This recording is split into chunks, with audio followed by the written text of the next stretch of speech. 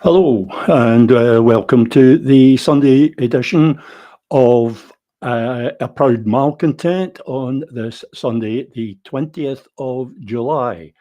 I say July, I have to remind myself that it's July because it was rather dark and dreary here in sunless Perth earlier this morning.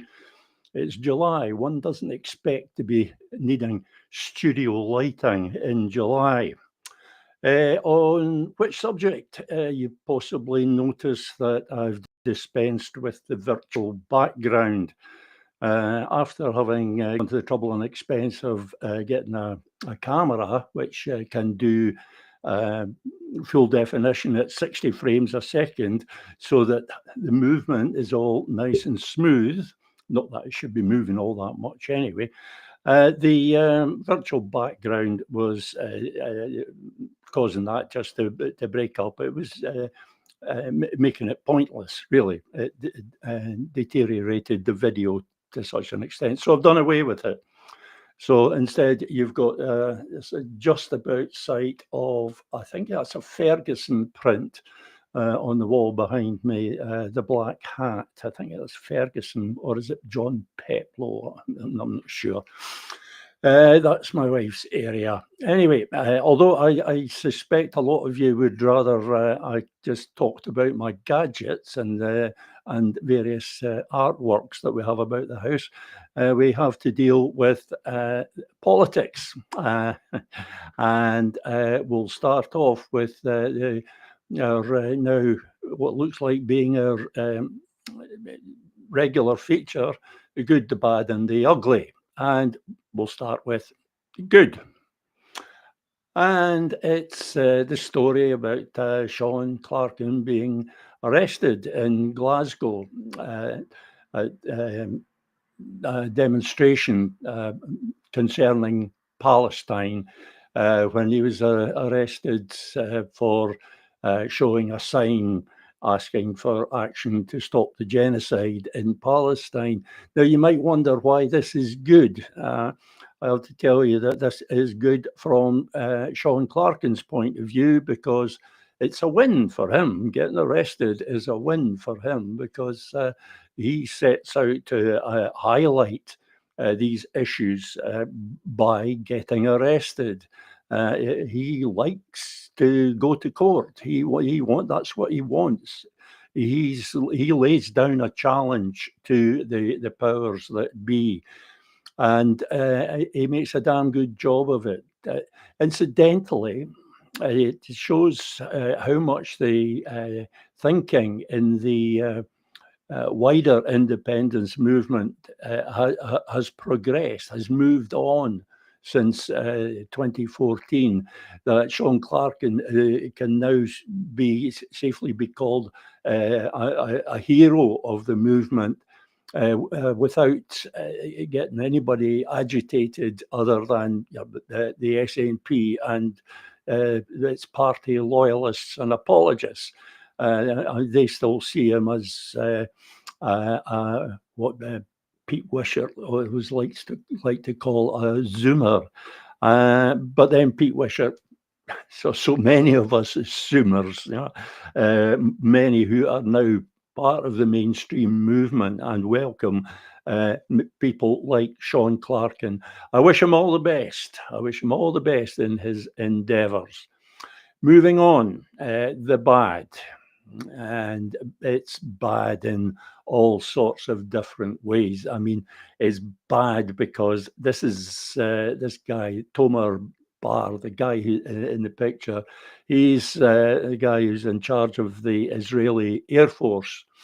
And he's the one who authorizes the raids which have laid waste to Gaza and killed tens of thousands of people, and this includes the program of destruction of Gaza's health infrastructure.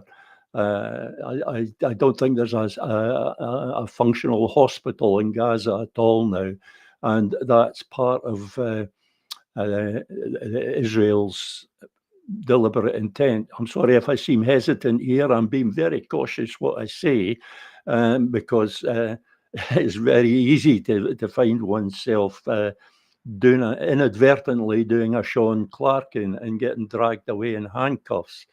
It's difficult to say. It's difficult to avoid saying something that will get you into trouble when talking about the situation in the Middle East. The other bad thing, of course, about this is that this guy who's for by anybody's lights, any sane person's lights, this guy who's a war criminal, he is welcomed in the UK, welcomed with open arms, where someone like Sean Clarkin, who protests against what this guy, this war criminal, is doing, is led away in handcuffs. Yeah, I'm not being flippant when I say it's a mad, mad world we live in. It is mad, and not in a merry kind of way at all. It's mad crazy. It's mad. I hate to use the word evil. It's such an empty term. It doesn't explain anything, but I'm struggling to find another word for what is going on at the moment. Not just what is going on in the Middle East, in Palestine, in Gaza, but what is going on in the rest of the world, where the main powers, the big powers, are not just turning a blind eye to what's going on, they are actually enabling it, encouraging it. It is simply madness. And who the hell knows where it's going to lead? Moving on. Ugly. Well, you might have been forgiven for thinking that that last item was the ugly, but no, there's something which I at least consider the ugly for this week's choice. And I'm talking about John Swinney's 3-point plan to achieve Scottish independence.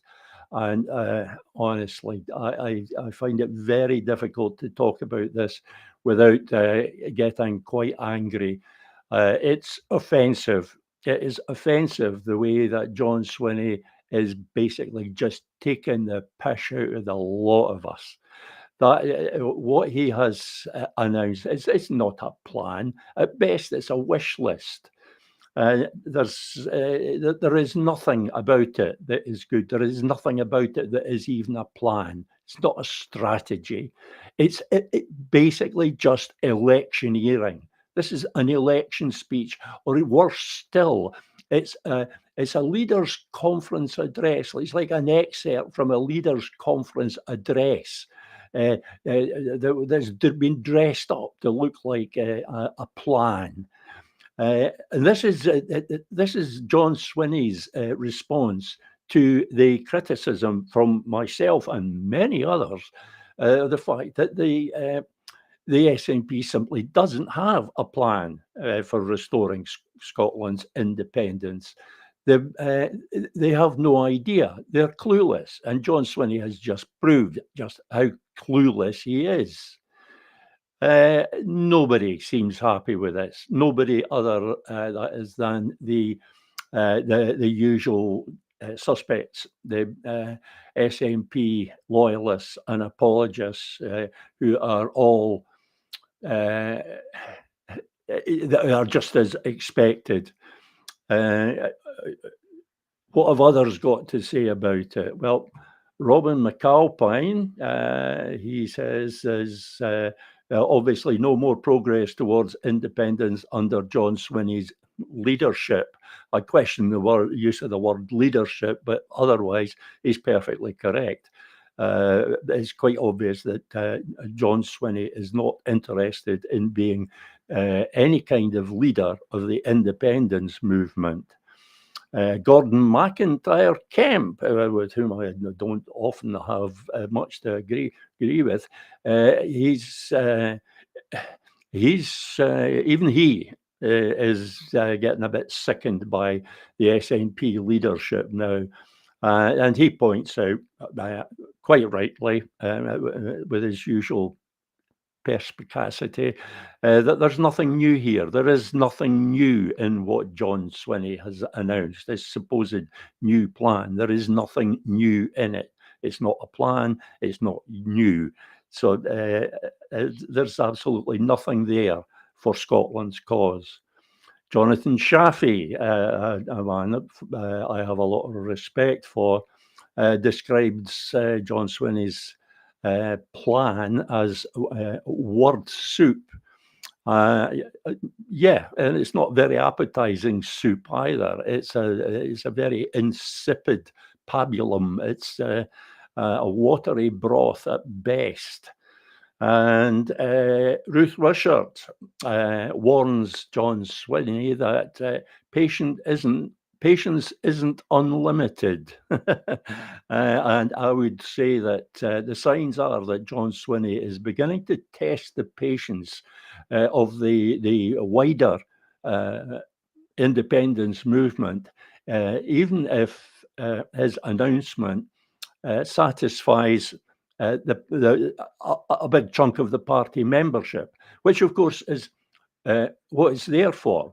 It was there to get a headline about a plan for independence, so that when we on social media, whatever, in our blogs, whatever, when we criticise the SNP for having no plan, the SNP loyalists and apologists can simply link to the piece in the National about this new plan.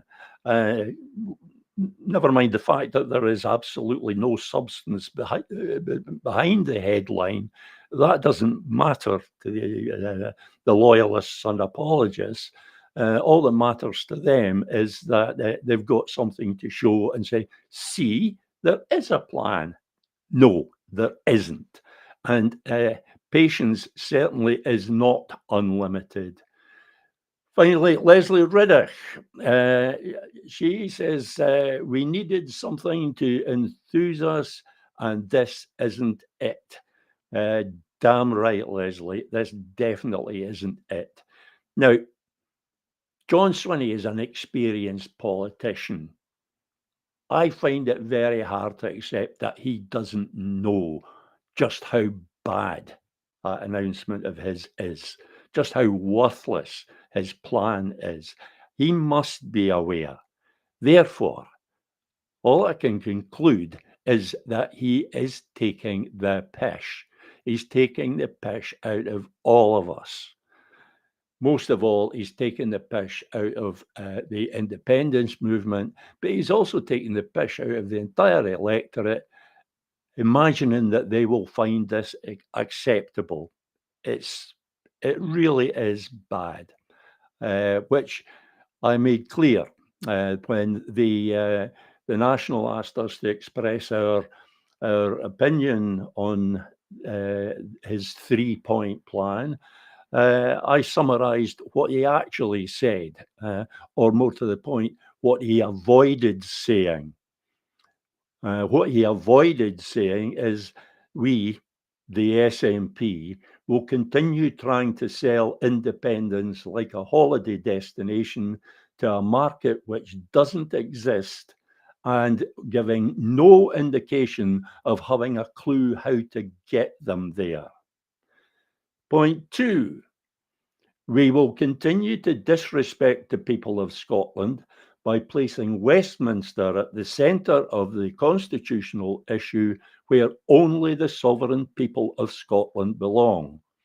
We will casually deny the sovereignty of Scotland's people by treacherously granting the British state a veto over the exercise by the people of Scotland of our right of self-determination. Furthermore, we shall negate any prospect of restored independence by giving the British state the last word on the matter. Point three of what John Swinney assiduously avoided saying. We shall continue to prioritise partisan advantage, personal ambition, and the rewards of elected office over the rights and interests of the people of Scotland. That is what John Swinney avoided saying, but that is what his announcement amounts to. As ever, I'd like to invite you to send your comments and questions. You can do that either by getting in touch with me at proudmalcontent@peterabell.scot, or you can use messaging. And I have a couple of messages already. So I have someone pointing out that John Swinney's so-called new plan is select, copy, paste, hee-haw, new. And it's just SNP slogans, which is what it is. It's electioneering. Has anybody else? If anybody else has any comments to make about that, then I would be pleased, very pleased to hear. What else is in the news today? There's a piece of the National's front page piece, which I confess I haven't read, is about Angus Robertson's meeting with a deputy ambassador from Israel. What was that? Was that last year? As I say, I haven't read the article. I've only skimmed it. This has caused a lot of embarrassment, or it should have caused a lot of embarrassment to the SNP, but nothing seems to embarrass them these days. They don't seem to be capable of embarrassment.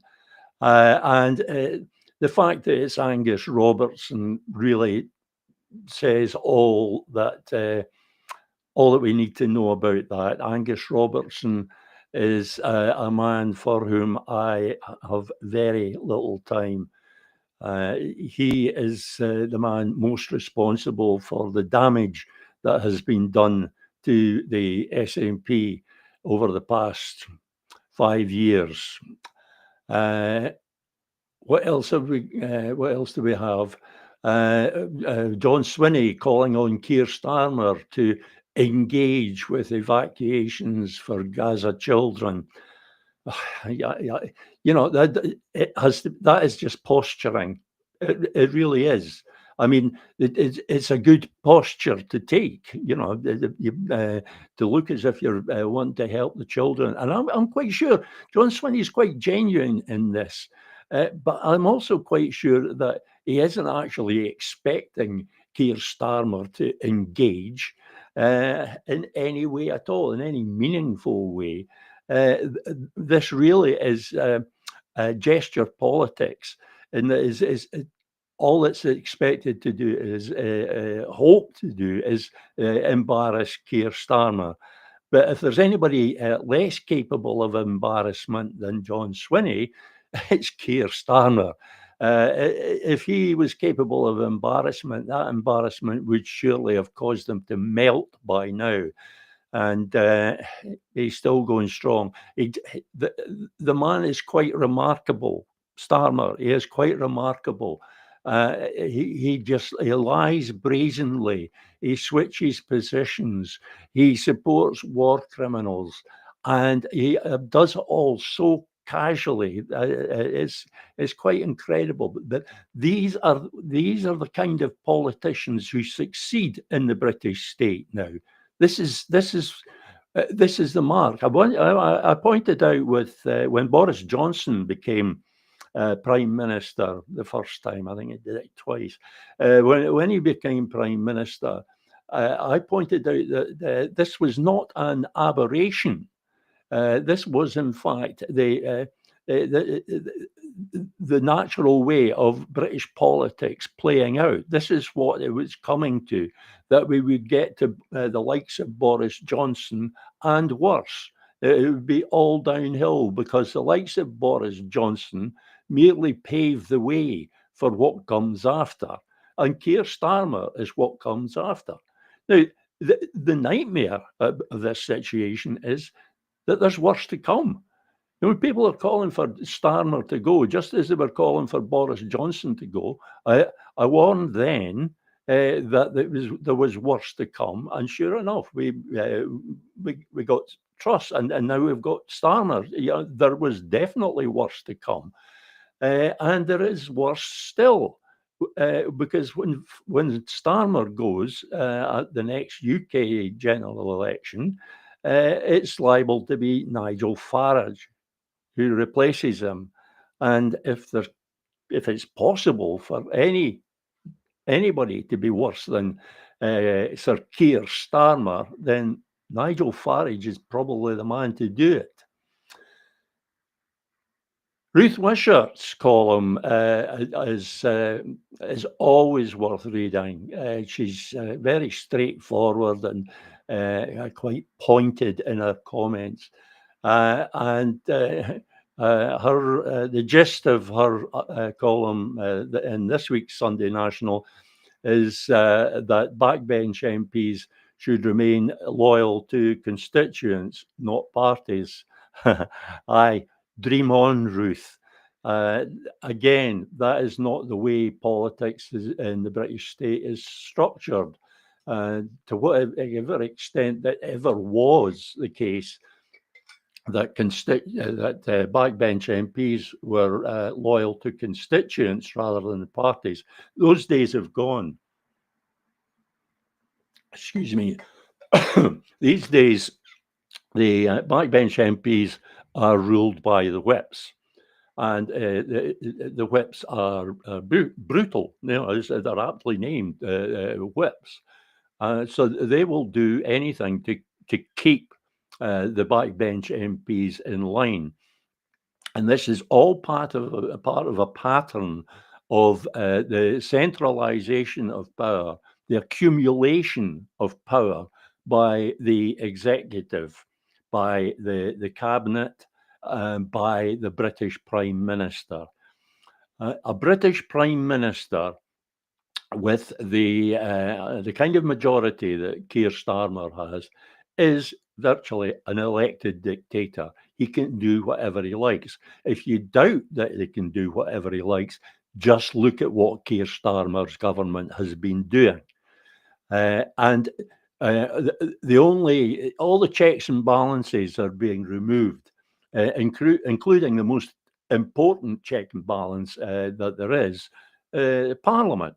In the democracy, Parliament is supposed to rule. The Parliament is the legislature. But Parliament, the British Parliament, Westminster, has been gradually, and now not so gradually, stripped of all its power. And those powers are now wielded by the Prime Minister. And as part of that, the part of that is the whipping into line of rebel MPs. That is to say, when I use the word rebel in this context, I mean MPs who are actually doing their job and voting and taking positions on conscience and or in the interests of their constituents. But if those stances that they take go against the position of the government, then they risk losing the whip. And that causes them all manner of problems as MPs. It just makes their life difficult. And this is one of the ways in which the Prime Minister wields power, the British Prime Minister wields power. It's the power that he wields over Parliament, including his own party and his own backbench MPs. It is absolute power. It is almost the power of an absolute monarch, which is perhaps not so surprising because all the powers that the British Prime Minister wields are in fact the powers of an absolute monarch. those powers are wielded in the name of the crown. And they're powers that used to be exercised by the crown.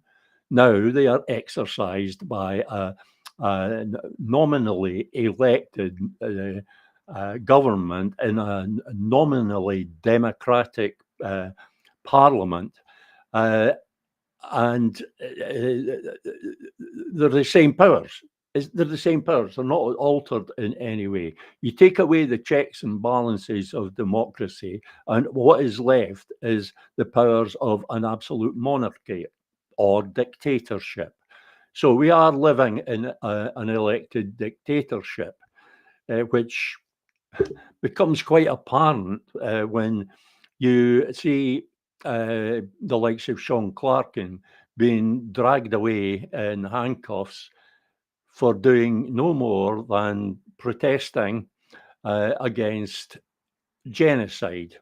I don't think there's any dispute that what is happening in Gaza is genocide against the people of Gaza by Israel.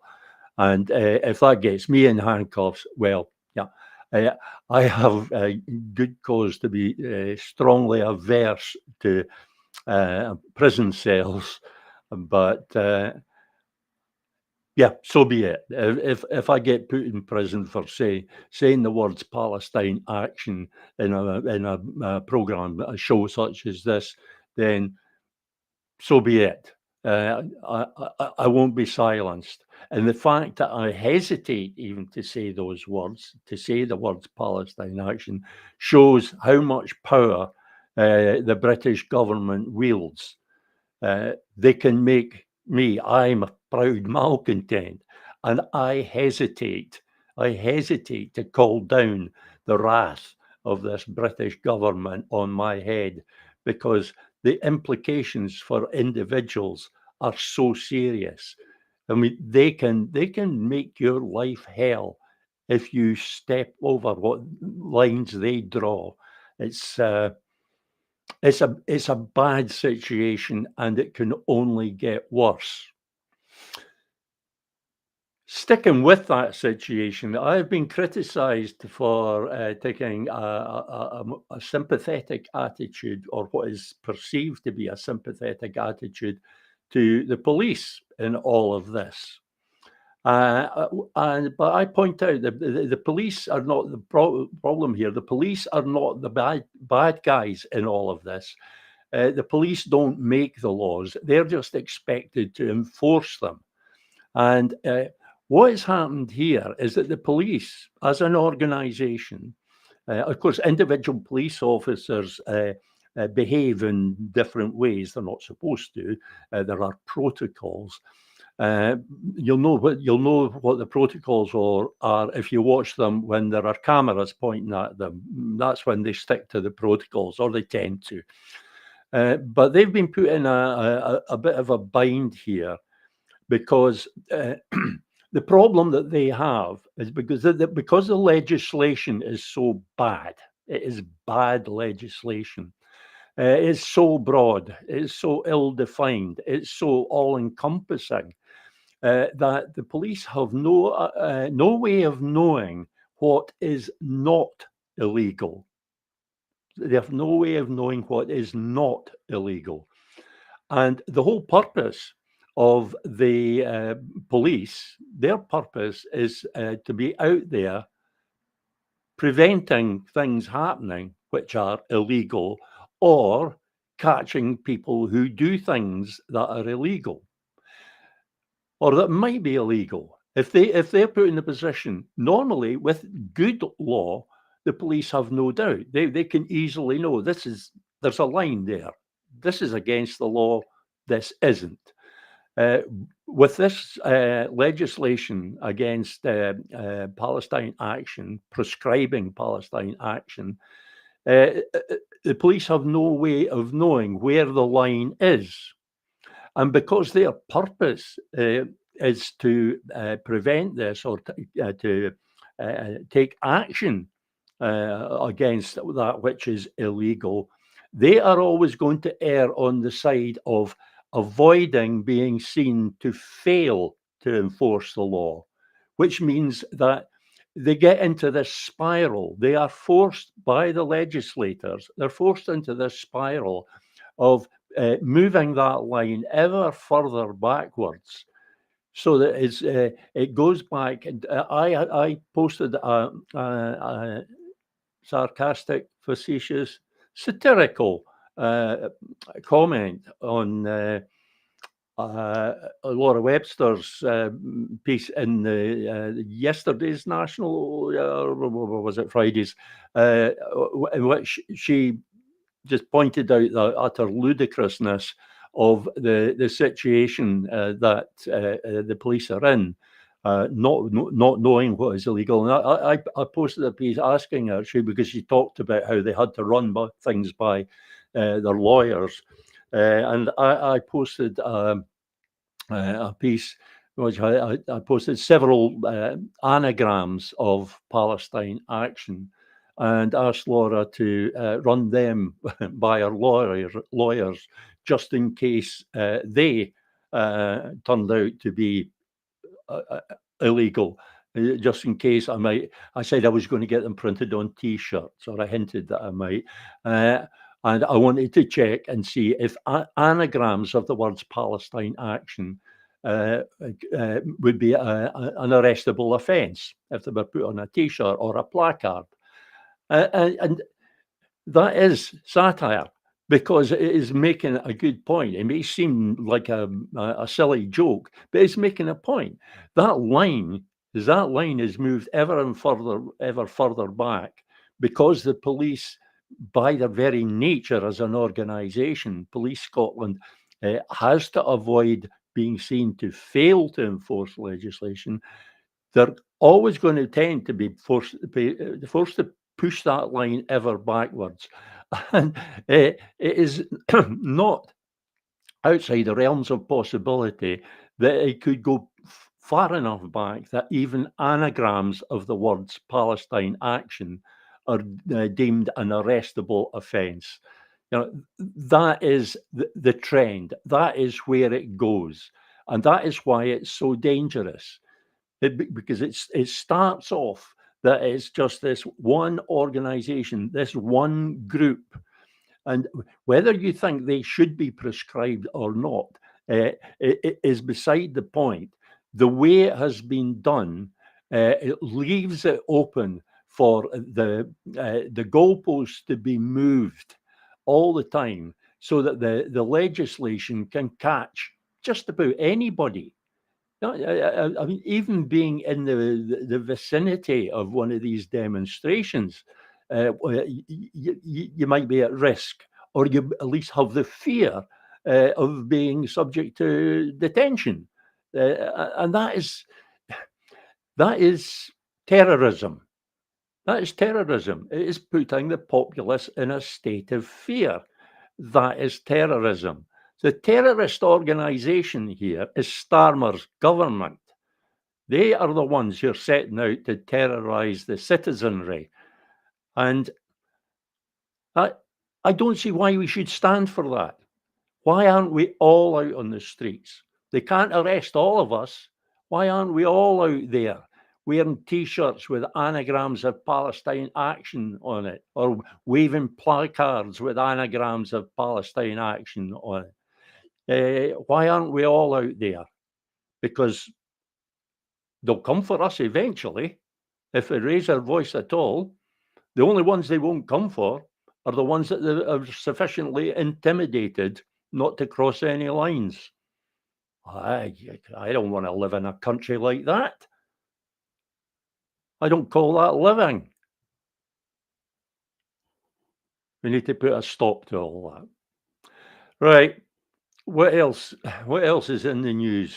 I need to move on from that, because I'm just getting angrier and angrier as I talk about it. I should point out that Sean Clarkin isn't the only one to be arrested. There were demonstrations in other places as well, including at Westminster. We here in Scotland are not alone in being angry about this whole affair. The people in Westminster were were demonstrating as well. Sorry, I'm checking for any emails here.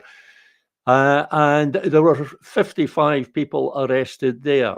I have no way of knowing how many of them were arrested for displaying anagrams of Palestine Action, but it's certainly possible that some of them were. And let's see, what else have we got? Well, there's an interesting one that uniformed police will no longer be marching with Glasgow Pride. And yeah, I have to say, I approve. I approve. Police are there to police these sort of events. They're not there to participate in them. I have to say, I like Police Scotland approach to these things. They tend to be very low key. I am not just naturally anti-police, and the police. Where we've seen this before, where in London. The police were out in full riot gear and their armoured vans and trucks and Land Rovers and the full riot gear. While in Freedom Square, George Square in Glasgow, the police are in with their in shirt sleeve order, shirt sleeves rolled up, and standing there, not being threatening at all, not a baton in sight, smiling and chatting with the people who were demonstrating. And it is a different approach. But I fear we will lose that because the police service is part of the infrastructure of the state. And the colonizer, the British state, obviously seeks to overwhelm every aspect of the culture of the annexed territory, to supplant its own culture. And this is severely worrying when we we see the way that British or the culture of England as Britain, when we see the way that that is going, the behaviour of Sir Keir Starmer and the way that the British state, the way that England as Britain sees fit to operate its police service, where it's more properly called a police force. It is a force. Now we go back to the days of Thatcher and the miners' strike here, with the one might almost say a militarization of the police against the miners, and that has become almost the norm now in England, and we've kind of avoided that in Scotland. But as our culture is more and more overwhelmed, I can see our police service being overtaken by that as well. And that's why it is worrying to see how many of the positions, of the senior positions in Police Scotland, are held by people who have never actually served in Scotland's police service, people who have come in from England, people who have been brought in. The term for this is plantation, and that seems to be what it is. Now, I'm somebody who would have slightly scoffed at such ideas in the past. I found it, a bit extreme to talk about plantation, about the incomers. White settlers is the rather controversial term. But this is, we'll have to accept, this is part of the process of colonization. This is what happens. And when we look, we see that it is happening. There's good evidence that had the 2014 referendum been limited, a limited franchise in the way that is approved by the UN for certain other territories. I think New Caledonia was one where they have approved a restricted franchise so that it's for the indigenous population, which I know it can be very difficult to define in a country like Scotland. But let's suppose it's possible to define it in some way. And I used to be very much opposed to the idea of a restricted um, franchise for when we have a proper uh, independence referendum, a proper constitutional referendum, which of course 2014 was not. I dislike the idea of a restricted franchise, but I can see how it can be justified in the case of a constitutional referendum. And part of the reason that I've come to see that it can be justified is the likes of what is happening with Police Scotland, where you can see it changing. It's part of our culture, and it is being changed by the culture which is seeking to replace it, which is seeking to be the dominant culture. Some would argue it is already the dominant culture in Scotland. I'm talking about the culture of England as Britain. And that's all part of this realization that Scotland is, in fact, annexed territory. And being annexed territory is only to be expected that the colonizing power, the administering power, as the UN terms it, will seek to control the police. They will seek to control everything. It happens in the arts, it happens in education.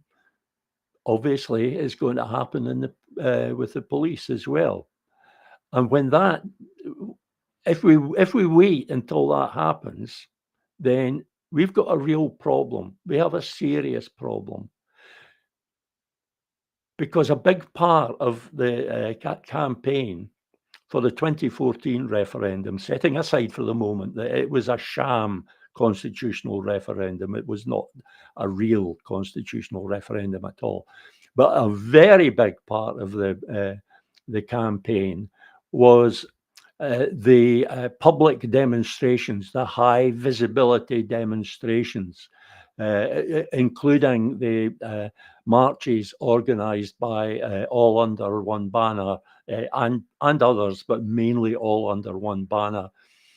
But not just those marches, some of which were huge, 100,000 people in the streets of Edinburgh, but also the small things, the things that that were done by local groups. Like just the other day, they had a display of flags, saltires in Kirkcaldy. That is part of this high vis public demonstration. Now we look at what has happened with the legislation prescribing Palestine action. And I was talking about that line being moved further and further back, further and further away from the legislators. They keep plausible deniability. It's not that difficult to see that line being moved to a place where marches, such as the ones organised by AUOB, are prescribed. And even back to the point where the likes of these flag days, flag displays, the likes of in Kirkcaldy, where the police come along and order the flags to be taken down. Yeah, as I described it, uh, the prescription of Palestine action is the thin end of a very shitty wedge. And of necessity, the police will get to the shitty bit of that wedge before we do. Uh, they will always be deeming illegal, erring on the safe side, preventing offences being committed or acting against offenders. They will always be erring on the safe side. So they will always be considering things illegal that weren't illegal before because the line is moving. That is the trend. I don't know that I'm explaining that very well, but that's the way that things go. It's almost traditional at this point to cite George Orwell, who warned about this very kind of thing, and he was right. Who can deny it? And it's the boiling frog syndrome. A lot of people just don't seem to notice what's happening. They don't seem to notice that that is the way that things are headed. That is the way that the British state is headed. And it's an accelerating process, which is why it is absolutely vital that we ensure that the 2026 election is. I'm just going to show you this comment from somebody called Bill Tosh, a bit of an idiot, and not even a very original. The bell end thing is something that I've been getting since I was at school. If he imagines that's bothering me at all, he's a bigger idiot than he makes himself look. That's just the sort of thing that we have to put up with when we're activists for independence and not falling into line with the SNP.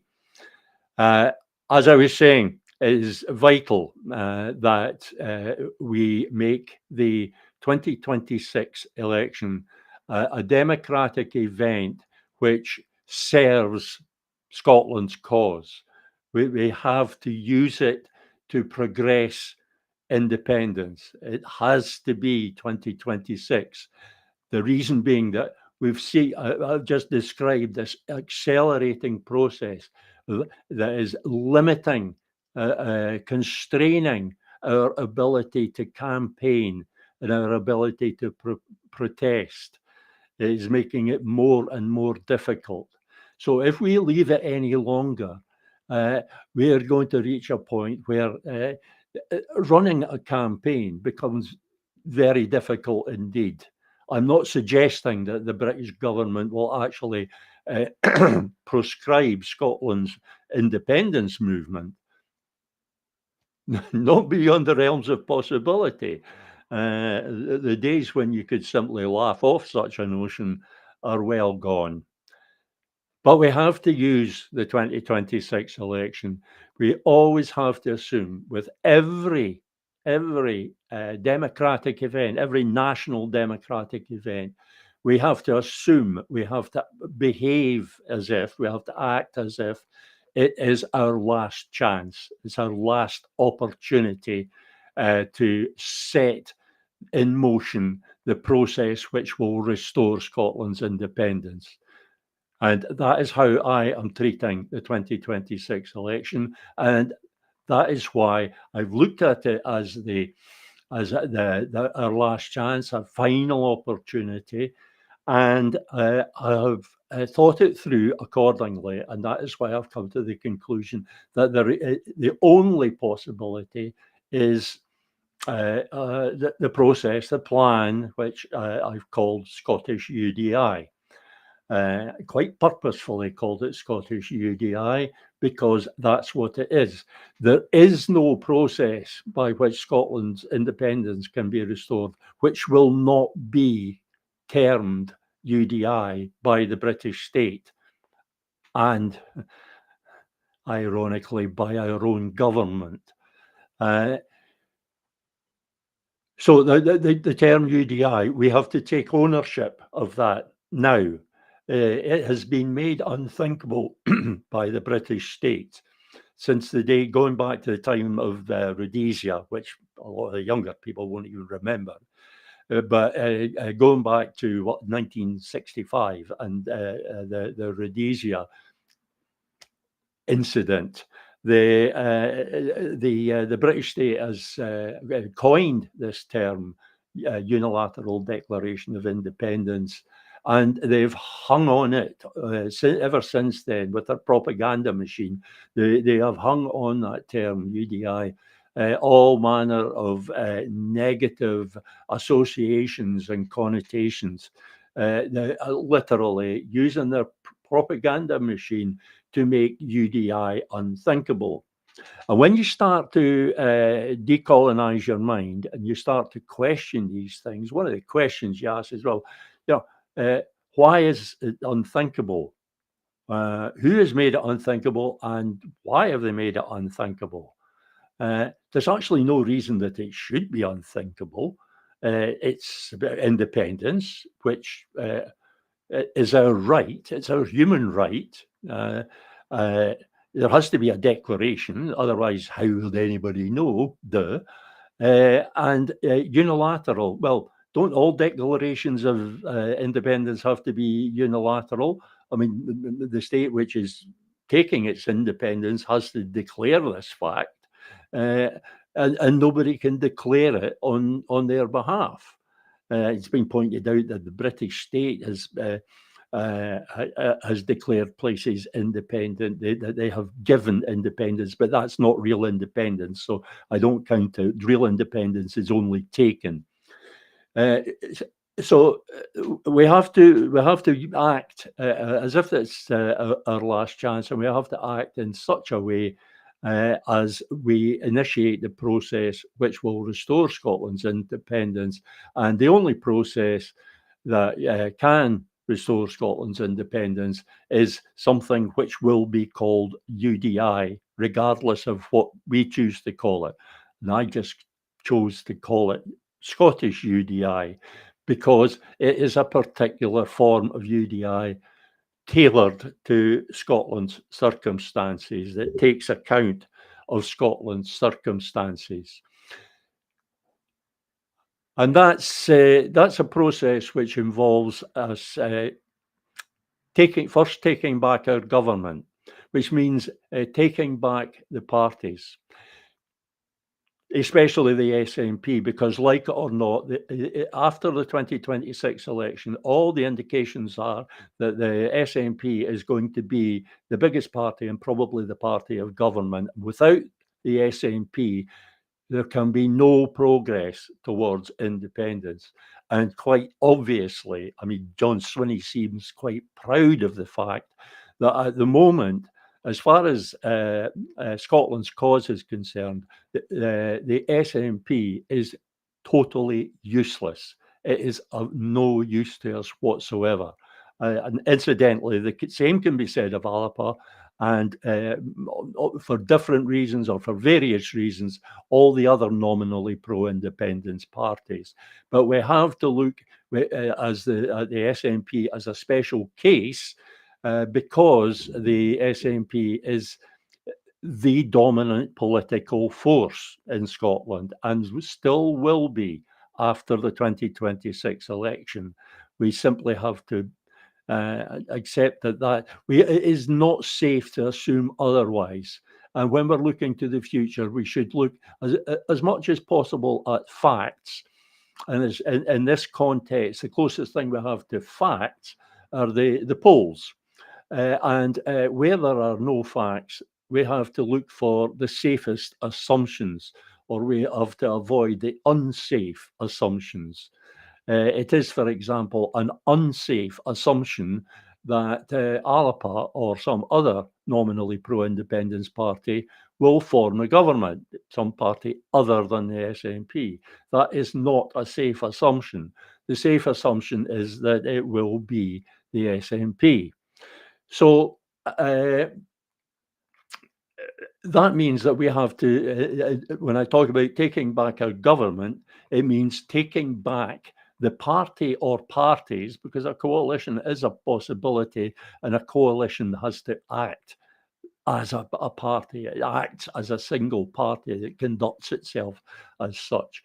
So we have to take back the parties, party or parties, which will form that government. And we have to do that now.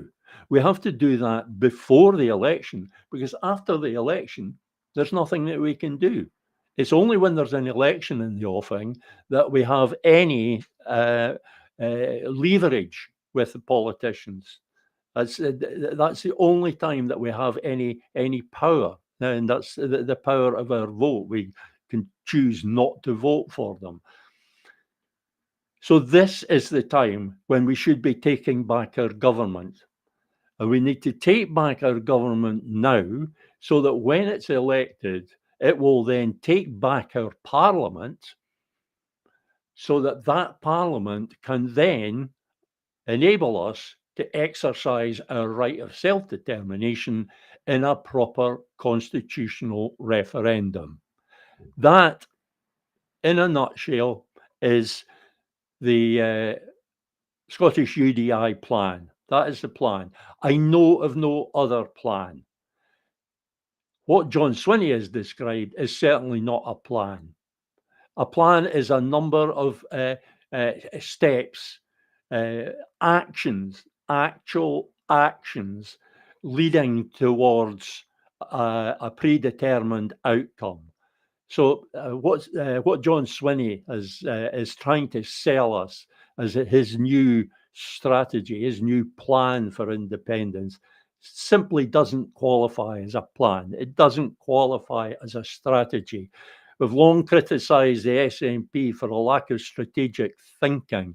What John Swinney has demonstrated is that he doesn't even know what a strategy is.